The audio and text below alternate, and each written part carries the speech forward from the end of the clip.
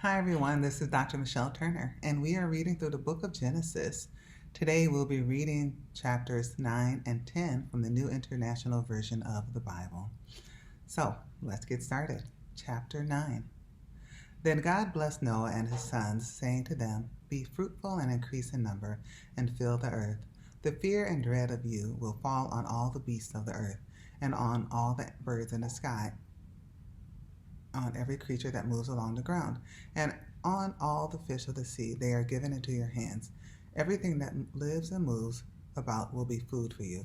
Just as I gave you the green plants, I now give you everything. But you must not eat blood. You must not eat meat that has its lifeblood in it. And for your lifeblood I will surely demand an accounting. I will demand an accounting from every animal, and from each human being too. I will demand an accounting for the life of another human being. Whoever sheds human blood, by humans shall their blood be shed. For in the image of God has God made mankind. As for you, be fruitful and increase in number, multiply on the earth and increase upon it." Then God said to Noah and to his sons with him, "I now establish my covenant with you and with your descendants after you, and with every living creature that was with you, the birds, the livestock, and all the wild animals, all those that came out of the ark with you, every living creature on earth. I establish my covenant with you. Never again will all life be destroyed by the waters of a flood. Never again will there be a flood to destroy the earth." And God said, "This is the sign of the covenant I am making between me and you and every living creature with you, a covenant for all generations to come. I have set my rainbow in the clouds, and it will be a sign of the covenant between me and the earth. Whenever I bring clouds over the earth and the rainbow appears in the clouds, I will remember my covenant between me and you and all living creatures of every kind. Never again will the waters become a flood to destroy all life. Whenever the rainbow appears in the clouds, I will see it and remember the everlasting covenant between God and all living creatures of every kind on the earth." So God said to Noah, "This is the sign of the covenant I have established between me and all life on the earth." The sons of Noah who came out of the ark were Shem, Ham, and Japheth. Ham was the father of Canaan. These were the three sons of Noah, and from them came the people who were scattered over the whole earth. Noah, a man of the soil, proceeded to plant a vineyard. When he drank some of his wine, he became drunk and lay uncovered inside his tent. Ham, the father of Canaan, saw his father naked and told his two brothers outside. But Shem and Japheth took a garment and laid it across their shoulders. Then they walked in backwards and covered their father's naked body. Their faces were turned the other way so that they would not see their father naked. When Noah awoke from his wine and found out what his youngest brother had done to him, he said, "Cursed be Canaan. The lowest of slaves will he be to his brothers." He also said, "Praise be to the Lord, the God of Shem. May Canaan be the slave of Shem. May God extend Japheth's territory. May Japheth live in the tents of Shem. And may Canaan be the slave of Japheth."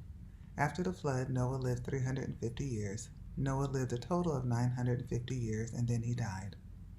Chapter 10. This is the account of Shem, Ham, and Japheth, Noah's sons, who themselves had sons after the flood. The sons of Japheth: Gomer, Magog, Madai, Javan, Tubal, Meshech, and Tiras. The sons of Gomer: Ashkenaz, Riphath, and Togarmah. The sons of Javan: Elisha, Tarshish, the Kittites, and the Rodanites. From these the maritime people spread out into their territories by their clans within their nations, each with its own language. The sons of Ham: Cush, Egypt, Put, and Canaan. The sons of Cush: Seba, Havilah, Sabta, Ramah, and Sabteka. The sons of Ramah: Sheba and Dedan. Cush was the father of Nimrod, who became a mighty warrior on the earth. He was a mighty hunter before the Lord. That is why it is said, "Like Nimrod, a mighty hunter before the Lord." The first centers of his kingdom were Babylon, Uruk, Akkad, and Calneh, and Shinar. From that land he went to Assyria, where he built Nineveh, Rehoboth, Calah, and Rezin, which is between Nineveh and Calah, which is a great city.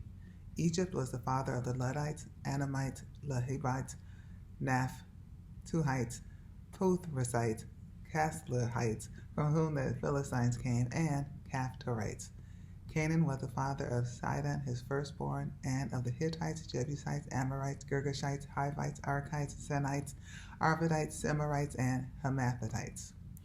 Later, the Canaanite clans scattered, and the borders of Canaan reached from Sidon towards Gerar and as far as Gaza, and then towards Sodom, Gomorrah, Admah, Zeboiim as far as Lasha.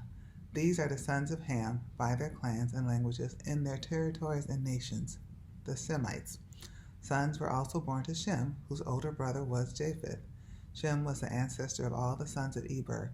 The sons of Shem, Elam, Asher, Arphaxad, Lud, and Aram. The sons of Aram, Uz, Hul, Gether, and Meshach. Arphaxad was the father of Shelah, and Shelah, the son of Eber. 2 sons were born to Eber. One was named Peleg, because in his time the earth was divided. His brother was named Joktan. Joktan was the father of Almodad, Shelah, Hazar, Maveth, Jerah, Hadaram, Uzam, Diklah, Obal, Abimael, Sheba, Ophir, Havilah, and Jobab. All these were sons of Joktan. The region where they lived stretched from Mesha toward Sephar in the eastern hill country. These are the sons of Shem by their clans and languages in their territories and nations. These are the clans of Noah's sons, according to their lines of descent within their nations. From these the nations spread out over the earth after the flood. And that concludes our reading of Genesis chapters 9 through 10. May God bless you, and may the Lord add a blessing to the reading of his word.